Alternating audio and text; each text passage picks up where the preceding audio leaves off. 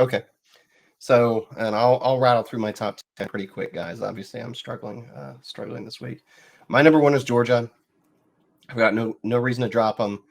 I didn't think they looked completely dominant against Mississippi State, but Mississippi State is a good team this year, and they did handle them pretty darn well. They have one of the best wins in the country over Tennessee, if not the best win in the country, and they continue to play high-level football on offense and on defense. Really, the only team to do that.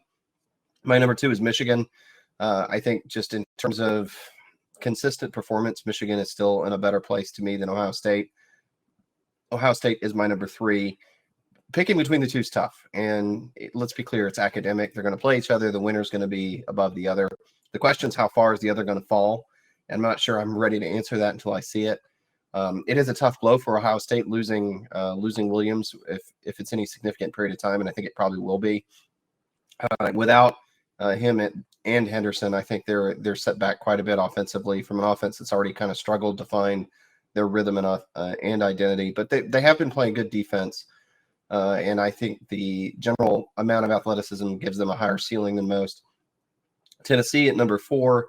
They ran away from Missouri, but that was actually a tough game for a while until they kind of got a lead, and then it just blew open. And so it's a little tough to judge. They are, when clicking, they're the best offense in the country. Defensively, they're still not good. Missouri moved the ball pretty well all day on them. So we're sort of the same old.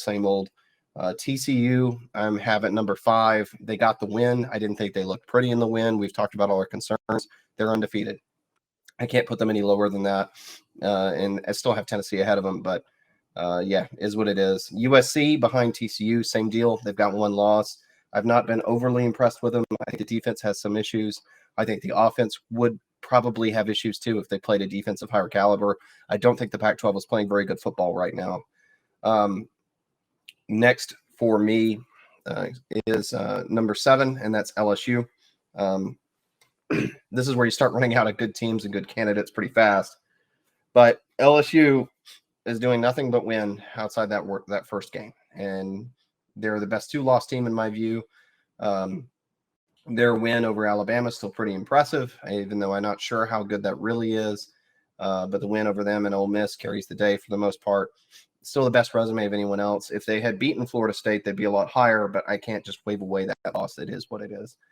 My number 8 is Alabama. 2 losses. I get that. But again, resumes start falling short pretty quick here. I think Alabama is just not as good a team as we expected them to be. I think they've regressed considerably from earlier in the year, defensively and offensively. Defensively, in spurts, they've been bad.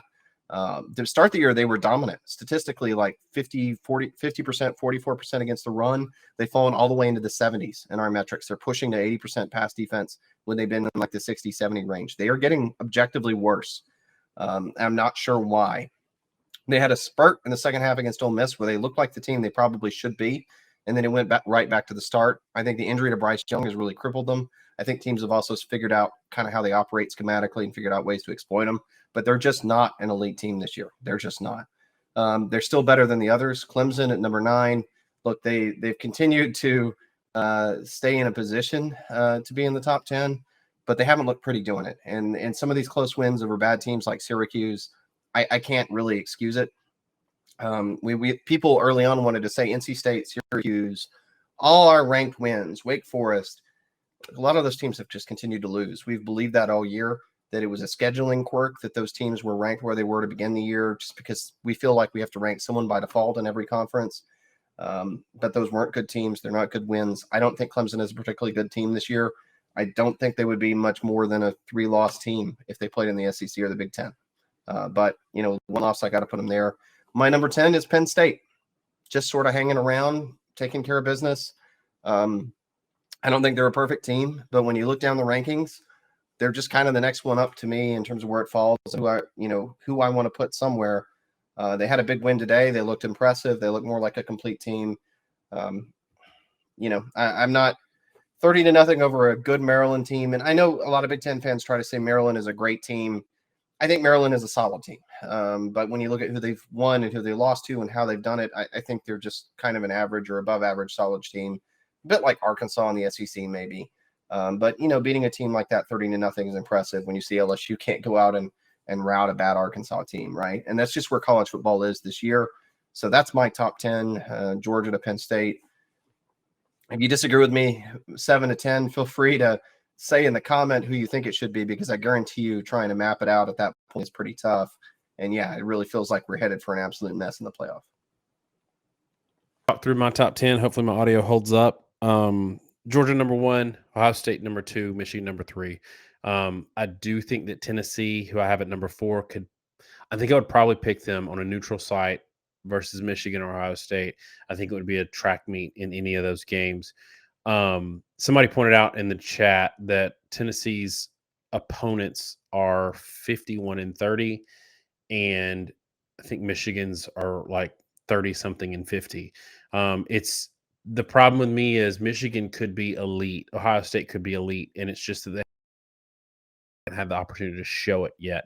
TCU number 5. I'm concerned that team is a little bit of fool's gold, but I am impressed with them going on the road and beating a Texas team that I think is better than people want to give them credit. LSU number 6. I don't think LSU is great. This is another one where I don't think any of these teams are great. I like the rest of my top 10. None of these teams, they could lose to the number 30 team, and I wouldn't be surprised. LSU number 6. I think they got a really just huge favorable thing with KJ Jefferson not playing today. I think they lose that game if he plays. USC at number 7, and I think that USC would probably lose legitimate top 15 teams, but I got to put them there because of their record. Started off slow with Colorado, ended up winning. But USC is, somebody says Tennessee is meh. Everybody is meh after the top 3, honestly.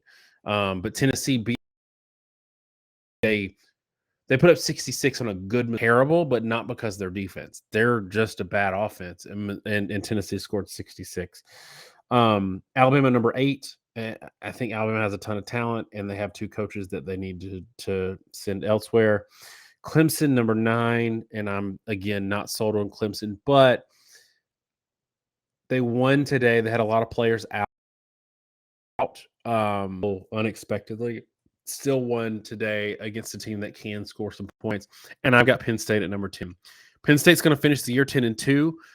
Not a great schedule. Lost the 2 good teams on their schedule, but didn't have the knucklehead game. Sean Clifford today, though, this is my concern. 6 yards per attempt versus Maryland. That's a bad number.